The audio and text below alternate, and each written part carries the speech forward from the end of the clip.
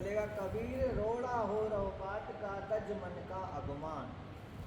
बोले पत्थर बन के रहो, कोई लात मारे तो पत्थर को फर्क नहीं पड़ेगा, कोई पूछे तो उसको फर्क नहीं पड़ेगा। बोले अपने आप को पत्थर बना लो। तज मन का अभिमान, पत्थर को कोई अभिमान नहीं होता है। सिर्फ ये है कि एक सामान्य पत्थर को कोई नहीं पूछता और जिसकी घड़ाई होती है वो मूर्ति बन के पूछता है। बात वही आ गई कि मन का अभिमान त्याग दे। फिर कबीर साहब ने कहा भाई इस पत्थर होने से भी कोई फायदा नहीं, लोगों को ठोकरें ही लगती फिरेगी। तो बोलते हैं कबीर रोड़ा हुआ तो क्या बया पंथी को दुख दे, अपना पैर से लग जाए तो पैर में तकलीफ होगी। भाई हर जन ऐसा चाहिए जो धरनी में खेल। भाई हरि का जन, भगवान का भक्त ऐसा होना चाहिए जैसे मिट्टी है। मिट्टी को आप कुछ भी करो कुछ नहीं करेगी। मिट्टी में खेलते हो, मिट्टी को कुछ करो, लाते मारो, कुछ भी करो, कुछ नहीं हो। बोले अपने मन को मिट्टी बना लो। बोले कबीर साहब मिट्टी से भी कुछ नहीं होगा, उड़ेगी तो आंखें अंधा करेगी। बोले तीसरी खे हुई तो क्या भया, उड़ उड़ लागे अंग, अर्जन ऐसा चाहिए क्यों पानी श्रवण।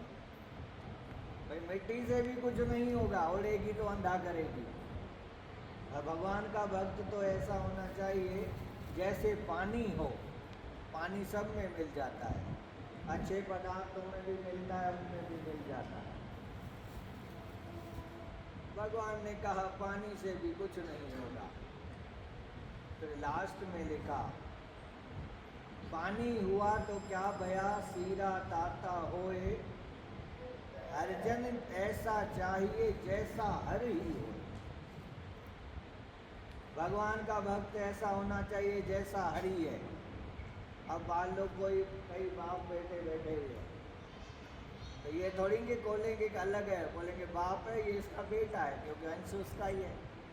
वैसे ही परमात्मा के सामने हम ईश्वर के ही अंश हैं, लेकिन क्या परमात्मा ने अपने उधर जो रखा हुआ है उसको प्रकट करना है, और वो होगा परमात्मा के सिमरन से। दुनिया में और कोई चीज़ नहीं बननी जो अपनी देह को मोक्ष दे सके। मोक्ष तो सिर्फ ईश्वर का भजन देगा। हाँ सेवा करोगे तो दुनिया में राजे महाराजे बन के आओगे, कोई कमी नहीं होगी, वो सब मिलेगा, लेकिन सेवा मोक्ष नहीं देगी। लेकिन सेवा के बगैर जीवन भी नहीं है, क्योंकि मालिक ने दिया है तो आपको कुछ करना है। एक सेठ था, सेठ ने हट बोले जाओ जाओ माफ़ करो, तो वो हंसने लगा। तो बोला भाई मैंने तुम्हारा अपमान किया, तू हंस रहा है। बोले सेठ मैं तो अपने कर्मों के कारण मेरे को कटोरा उठाना पड़ा है, लेकिन अब तू ऐसे कर्म कर रहा है कि तेरे को कटोरा ना उठाना पड़े, क्योंकि जिसको मालिक ने दिया है उसको देना चाहिए। और मान लो जिसके पास नहीं भी है ना, तो कुछ नमक ही डाल के भंडारे में दे दो, थोड़ी शक्कर लेके चींटियों को दे दो, गायों को घास दो, पक्षियों को दाना, जितना हो सके। कोई ज़रूरी नहीं है कि अपन बहुत कुछ कर सकते हैं, थोड़ा थोड़ा भी करें और उसके साथ मालिक का सिमरन करते रहें, क्योंकि सिमरन ही इस देह का उद्धार करेगा और कोई नहीं करेगा। और सिमरन भी तभी होगा जब हम समर्पण भाव से परमात्मा की भक्ति करेंगे। और भक्ति ऐसे करनी चाहिए। एक व्यक्ति ने मेरे से पूछा, जयपुर का ही था, बोले महाराज जी आप बोलते हो भक्ति के हम परिवार वाले हैं कैसे करें। तो मैंने भी एक सवाल पूछा, भाई आध्यात्मिक से जवाब दूं या तुम्हारी भाषा में दूं? बोले महाराज जी हम तो संसारी, हमारी भाषा में दो। ये आपको समझाने के लिए बता रहा हूं। तो मैंने कहा भाई तेरी शादी हो गई है? बोले हाँ महाराज जी बच्चे भी हैं। मैंने कहा ठीक। लड़की देखने गया था? बोले हाँ सर महाराज जी। मैंने कहा कितने जने चले थे? बोले हमारे भाई बहन माता पिता ये वो, इनको भी ले। मैंने कहा यार एक बात बता, जिस समय को लड़की को देख रहा था तेरे माँ बाप याद थे? तेरे भाई बहन याद थे? बोले नहीं महाराज जी। मैंने कहा वैसे ही भक्ति करो जिस समय उस मालिक को ही ध्यान रखो, बाकी दुनिया में आओ तो अपने काम करो। मालिक यही चाहता है कि मेरे बन के रहो। और मेरे भी कैसे? क्योंकि हमारा संबंध किसी से भी शरीर से जुड़ा हुआ है। कोई किसी का बेटा है, कोई किसका पति है, कोई किसका भाई है, बाकी कौन सा है? आत्मा से किसी का रिश्ता नहीं है।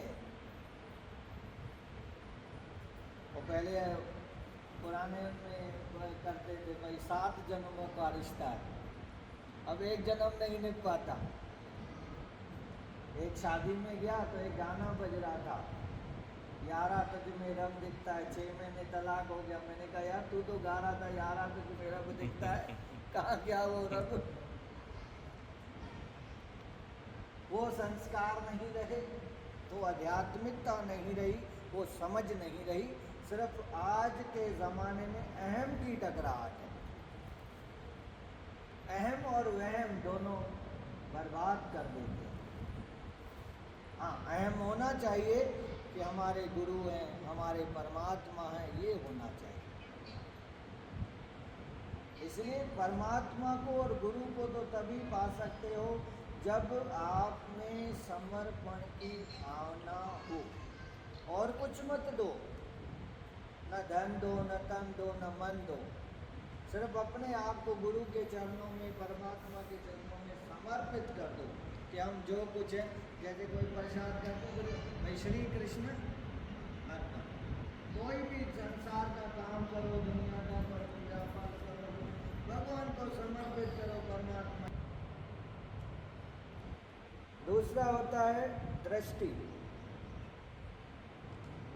अब गुरु की दृष्टि तो आंखों जैसे आप बैठे हैं पढ़ रही है,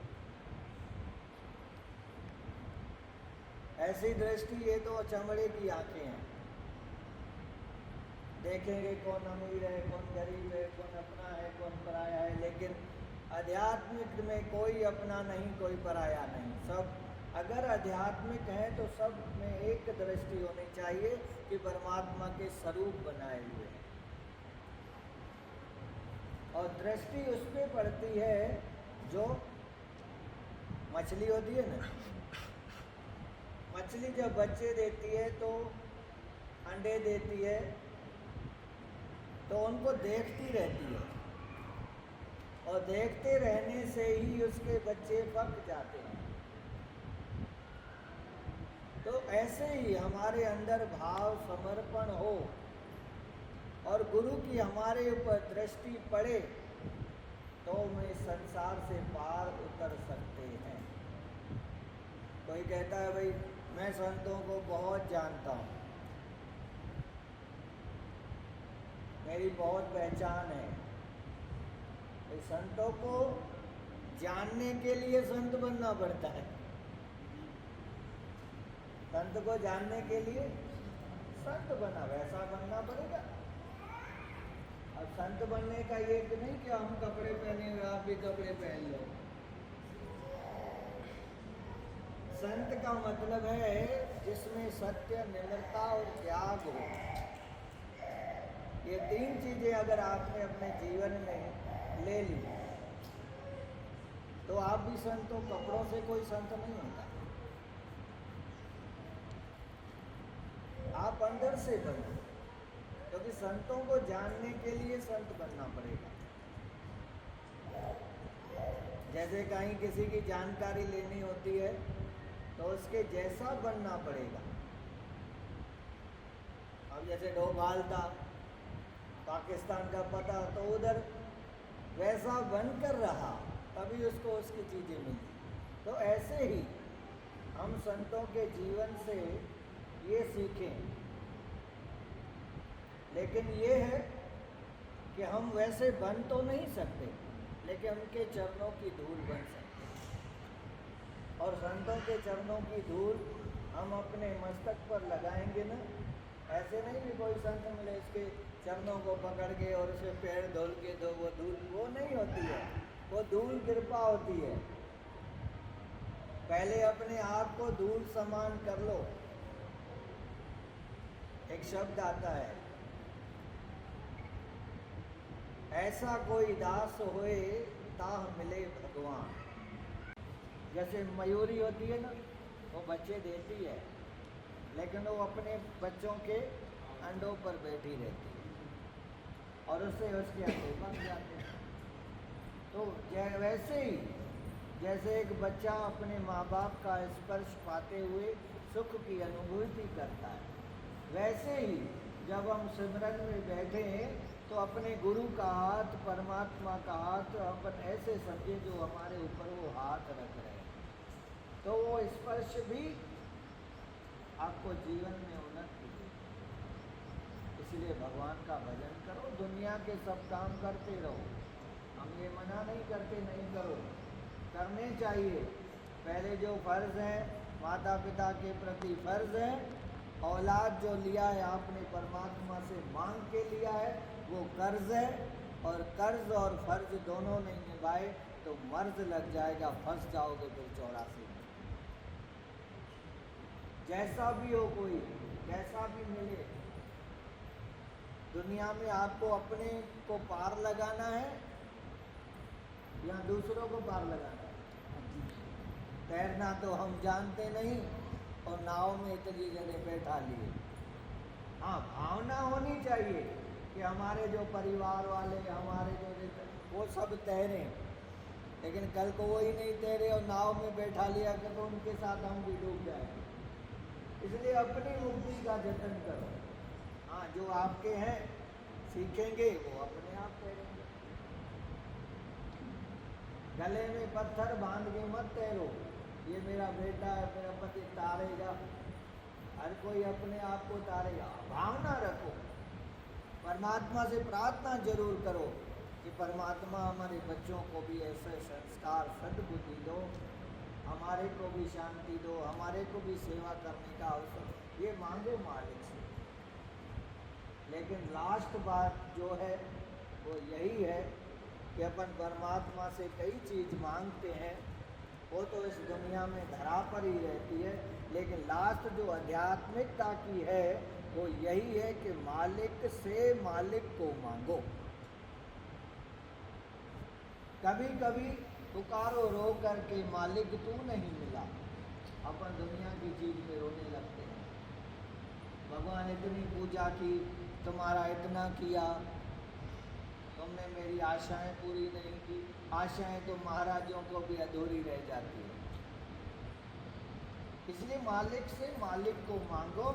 जिसका पिता राजा है, जिसका पिता बादशाह है, तो मांगने की क्या जरूरत है। मालिक तो सबका वो बादशाह है। और जो बच्चा उनके ऊपर डिपेंड रहता है ना, चाहे छोटा बच्चा है, माँ उसकी सब सेवा करती है, तो ऐसे ही हम मालिक के बच्चे बन के रहेंगे तो वो हमारी सब संभाल करेगा। तो गुरु पूर्णिमा का यही है कि सेवा भी करो और सिमरन भी करो, लेकिन अंदर से समर्पण पैदा करो कि मालिक हम तुम्हारे हैं। ये भाव रखते रहोगे ना, हम तुम्हारे हैं, तो कभी न कभी अपना बना लेगा। और उसके बनाए बगैर, एक संत था, वो 50 साल से परमात्मा की भक्ति कर रहा था, नाते घूमते आया, भाई तेरे को 50 साल हो गए, अभी तक मालिक का दर्शन नहीं मिला। बोले वो उसके लिए तो मैं कर रहा हूँ। तो बोले भाई नारद, तुम भगवान नारायण के वो मेरे से पूछ के आना नारद गया भगवान नारायण के पास, पूछा भाई वो 50 साल से आपकी भक्ति कर रहा है, आपने आज तक उसको दर्शन नहीं दिया, और वो पूछ रहा है मेरी भक्ति कबूल है? तो भगवान ने जवाब दिया मेरी भक्ति कबूल नहीं है। तो उसने नारद को भी थोड़ा दुख हुआ कि 50 साल से जिसमें लगे हुए हैं, भगवान बोलता है कबूल नहीं है, उसको जाके बताया। बोले भाई आपकी भक्ति परमात्मा को कबूल, बोला है कबूल नहीं है। तो वो नाचने लगा। बोले अजीब पागल हो, मालिक को भक्ति कबूल नहीं, तू नाच रहा है। बोले का नाच मैं इसीलिए रहा हूँ क्योंकि उसको पता तो है ना भक्ति कर रहा है, कभी न कभी दीन दयाल को जरूर जरूर दया पड़ेगी, वो भक्ति कबूल। उस समय जैसा सोचा भगवान उसी समय नारायण प्रकट हो गए। बुलाने की हमारी देर है, उसको आने में देर नहीं है। सबसे पास में पास परमात्मा है। संसार में सब काम करते हुए मालिक की भक्ति करो तो तुम्हारा ये लोक भी और परलोक भी सफल होगा। मनुष्य जन्म सिर्फ मालिक से मिलने के लिए आए, बाकी तो दुनिया के धंधे चलते रहेंगे। ठीक है, चलो गुरु पूर्णिमा का ये भेंट है आप लोगों को। भगवान की जय।